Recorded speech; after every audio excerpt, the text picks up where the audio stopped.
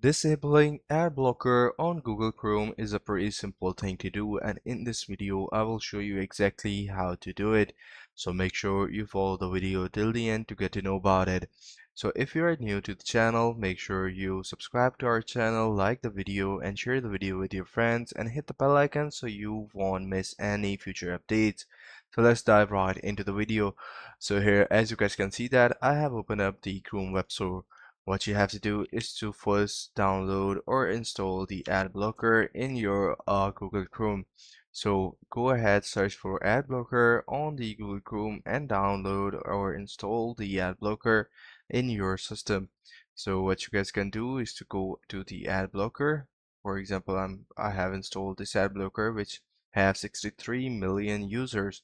So simply download and install it. So once you have done that, the ad blocker menu will show on the top of the extensions. So here, this is the ad blocker. Just simply go ahead and right click on it.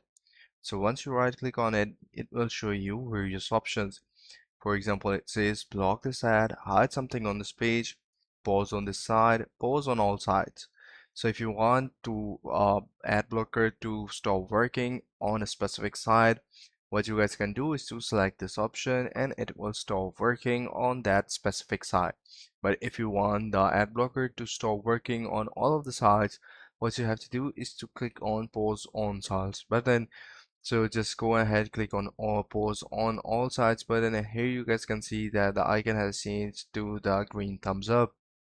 So that means that you are not stopping any sort of ads furthermore. So that's how you can do it. I hope you find this video helpful.